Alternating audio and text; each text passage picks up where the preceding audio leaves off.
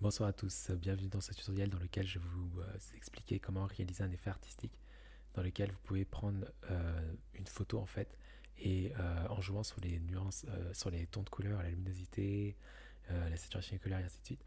Donc vous pouvez en ressortir un effet artistique qui ressemble en fait, ça dépend de ce que vous voulez faire, vous pouvez essayer de vous rapprocher de quelque chose qui serait du dessin ou de la peinture, ou tout simplement explorer et faire n'importe quel effet qui joue sur les paramètres de saturation, sur les contrastes de couleurs et la luminosité.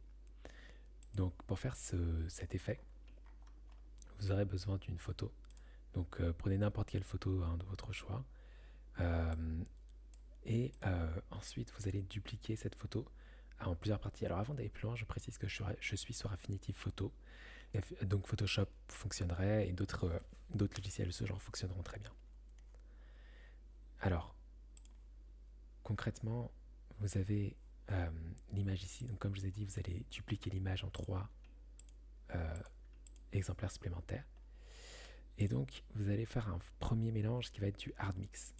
Le hard mix est important, c'est un des éléments essentiels dans cet effet, parce que comme vous allez voir, comme vous avez vu, ça dramatise en fait, ça accentue énormément les différents espaces de couleur et de luminosité.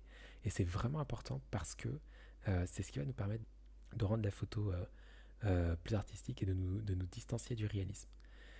Donc, pourquoi le hard mix distancie du réalisme? Il y a une raison simple à ça. Je vais vous expliquer. Donc, quand vous avez en fait un dessin, je vais partir de l'exemple du dessin pour illustrer mon propos. Quand vous avez un dessin, il y a plusieurs manières de dessiner. Vous allez avoir les dessins qui vont chercher simplement à faire une vue d'artiste en gros de ce qu'il y a du sujet, de ce qu'il y a sous les yeux de celui qui dessine. Donc, quand je dis vue d'artiste, j'entends par là pas forcément réaliste. C'est-à-dire la personne va marquer les zones, elle va, voyez, elle va librement dessiner et ne va pas plus que ça faire attention, si vous voulez, au ton de luminosité. Elle va en quelque sorte sketcher en fait, pour le coup. Donc, on va reconnaître les traits, on va reconnaître, voyez, les contours qui sont nettement marqués au crayon. Donc, ceux qui font du réalisme aussi peuvent passer par cette étape. Mais là, encore une fois, j'ai lu simplement mon propos. Donc, l'idée, c'est quand vous faites quelque chose qui n'est pas réaliste, vous allez avoir tendance à faire des traits, à marquer vos contours. Maintenant, si vous voulez faire du réalisme, vous allez être beaucoup plus nuancé dans votre approche et faire, si vous voulez, ajouter des tons comme ça, de luminosité, des tons d'ombre, voyez. Vous allez ajouter des tons d'ombre tout doucement et vous allez aussi ajouter des tons de luminosité. Donc là, si je devais dessiner par exemple la femme ici, voyez, je vais rajouter des tons lumineux tout doucement. Donc même là, je vais très vite. En principe, c'est encore plus subtil. C'est vraiment, vraiment, vraiment très subtil. Et vous ajoutez. Alors, je vais même vous montrer rapidement. C'est pas le but du tutoriel, donc je vais pas trop prendre de temps dessus. Mais voilà, je pense que vous saisissez l'idée. Vous ajoutez ton de lumière, des ombres, et ainsi de suite.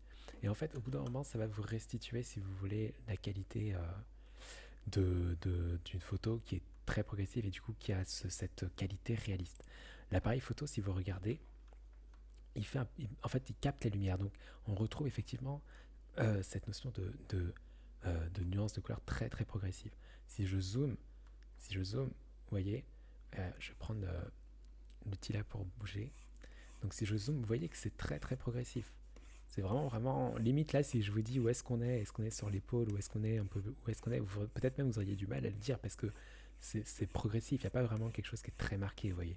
Et c'est ça qui fait que c'est réaliste. C'est que après, quand on recule, vous voyez, alors, attendez, hop, quand on recule, ça nous restitue une image. Donc là, c'est un peu granulé, parce que c'est pixels, hein, mais quand on recule après, vous voyez bien que tout ce fond, ça nous restitue une image lisse et vraiment, voilà, on a une image. On parle même de haute définition, ce genre de choses, donc c'est pour vous dire. Voilà. Donc ça, donc pourquoi je vous ai dit ça? Donc ça, c'est pour revenir au hard mix. Donc je vais revenir sur l'exemple parce que c'est un exemple qui est très visuel, très explicite.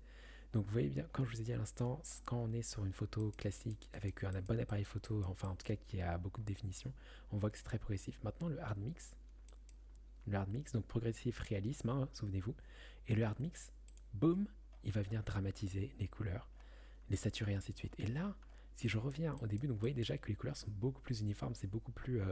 il y a eu une forme d'uniformisation des couleurs, mais vous voyez ensuite qu'il y a des contrastes nets qui se dégagent. Vous voyez, c'est très très net. Et donc là, même si je vous disais où est-ce qu'on est, vous pourriez presque deviner. Si je prenais le temps de reculer et de revenir ici, et si je me mets à bouger, et ensuite, alors j'espère que je vais l'atteindre assez rapidement quand même, voilà. Et ensuite, j'arrive dans la zone où il y a du rouge. Bon, je recule un tout petit peu. Là, vous pourriez même dire, ok, je vois où on est, parce que vous reconnaîtriez, vous allez reconnaître c'est quoi en fait cette partie avec beaucoup de jaune, de blanc, de rouge et autres.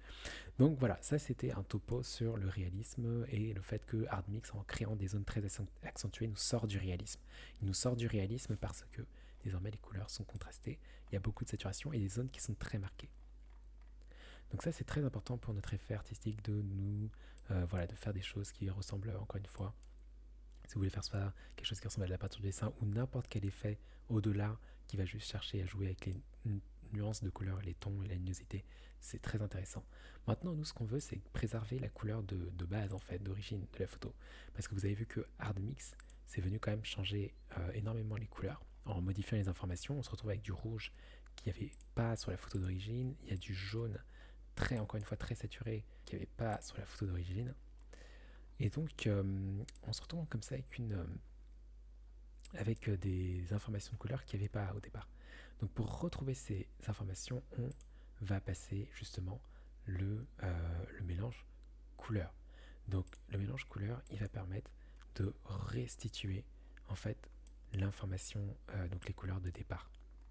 Mais entre-temps, on garde quand même la démarcation des différentes zones, ce qui fait que vous voyez que ça nous sort du réalisme, ça nous restitue une image, mais en même temps, on a cet effet artistique où on voit comme s'il y a eu, si vous voulez, une intention derrière le marquage des zones, où les zones ont été faites vraiment à partir de la volonté d'exprimer quelque chose, vous voyez, au-delà de simplement refléter une image en fait. Donc ça donne cette impression qu'il y a eu des choix qui ont été faits, voilà.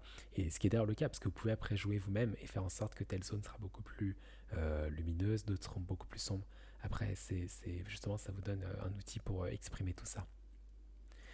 Et enfin, le dernier élément, Soft Light, donc c'est ce que j'ai choisi. Donc ici, c'était pour, si vous voulez, ajouter un peu de, comment dire, modifier un peu la chaleur en fait des images, mettre des tons rouges avec un peu plus de saturation, et en gros restituer quelque chose de plus chaleureux globalement, des images un peu moins tièdes et voilà, un peu plus riches en couleurs. Donc vous voyez quand même que au niveau de notre effet, le cœur de l'effet ici c'est hard mix et couleur. C'est vraiment, vraiment, vraiment, vraiment les deux éléments qui sont à la base.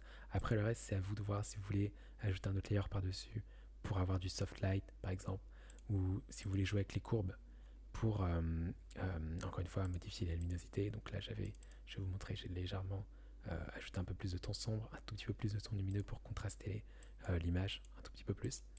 Et vous voyez qu'à la fin on obtient quelque chose comme ça d'assez intéressant. Donc maintenant ça c'était pour l'effet hard mix. Donc voilà, et avec ce genre d'image après vous pouvez faire plein de choses, c'est-à-dire par exemple vous pouvez créer un masque autour de l'image et réutiliser cette image par exemple dans un logo, vous voyez. Donc c'est vraiment une manière simple aussi si vous voulez faire un logo qui représente un sujet que vous aimez et le faire rapidement et simplement mais avec quand même un résultat assez qualitatif.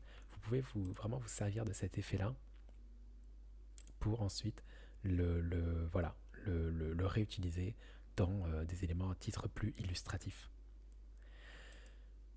Voilà, je vous remercie d'avoir regardé cette vidéo. Si elle vous a plu, je vous encourage à la partager avec quelqu'un dont vous pensez que ça pourrait l'aider. Si vous avez aimé la vidéo, je vous encourage de même à liker la vidéo. Si vous voulez recevoir les prochaines vidéos, je vous encourage à vous inscrire sur la chaîne. Et si vous avez toute remarque, tout commentaire à me faire sur la vidéo, bien sûr, je suis à votre écoute. Je vous remercie d'avoir regardé cette vidéo et je vous dis à très bientôt. Au revoir.